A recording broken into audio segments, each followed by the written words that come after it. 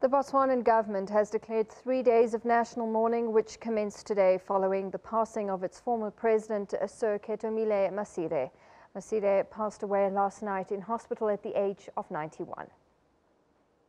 Mahatma Gandhi was a fighter of peace, and therefore, to be associated with him in any way, it's great in itself. Ketumile John Masire was born on the 23rd of July 1925 in Kanye, Botswana.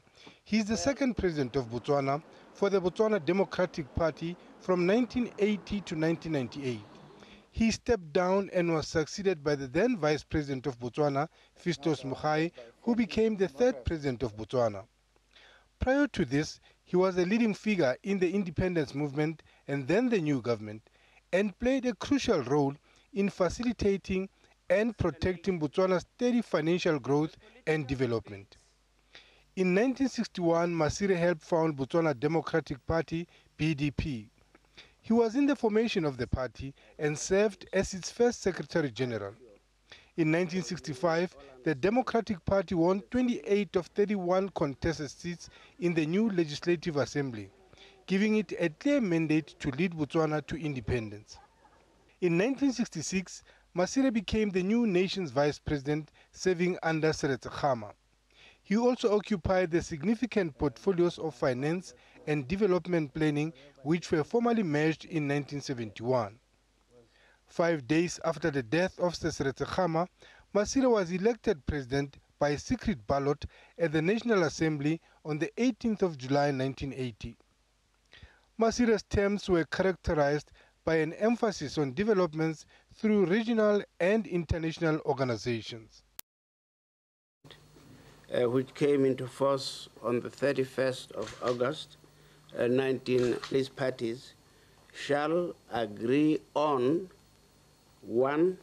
The formation of a new Congolese National Army, 2. The new political dispensation in the Democratic Republic of the Congo, 3. Free, democratic, and transparent elections, 4. The draft of the Constitution, which shall govern the Democratic Republic of the Congo after holding elections. Masire was chairman of the South African Development Community, vice chairman of the then OAU. He was also the chairman of the Global Coalition for Africa and the member of the United Nations Group on Africa Development. He also served as the Chancellor of the University of Botswana from 1982 to 1998. Masire was one of the leaders of the 6 so-called frontline states in Southern Africa that rejected American-led efforts to link an independent settlement for Southwest Africa, Namibia, to the withdrawal of Cuban troops from Angola. In August 1998, while flying with his staff to a summit in Angola, his executive jet was accidentally shot by an Angolan Air Force MiG-23. The plane was damaged and Masire was injured, but the co-pilot was able to make a successful emergency landing.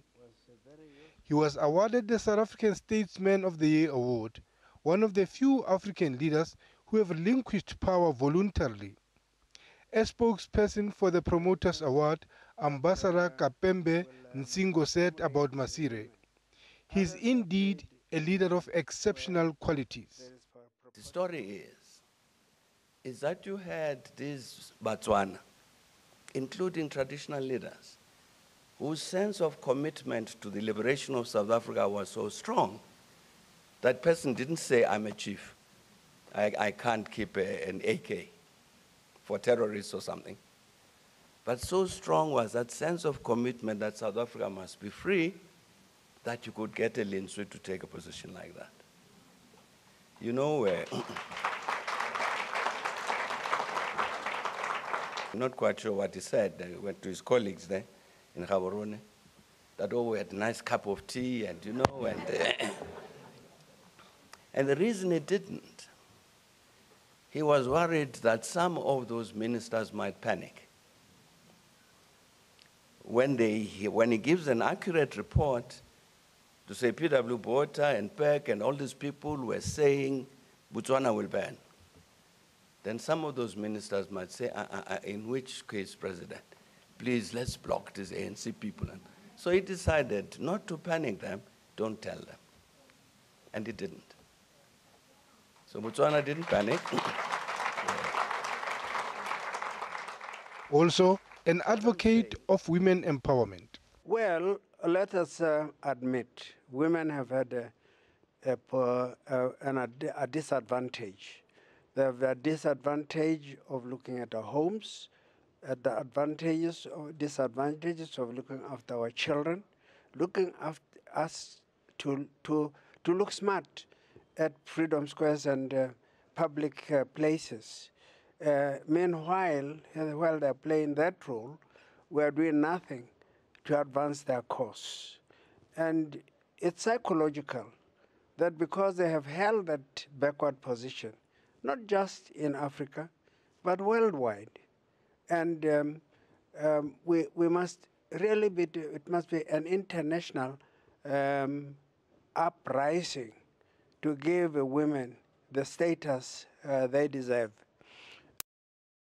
Done in 12 years what the bulk of African leaders have failed to do in 3 decades.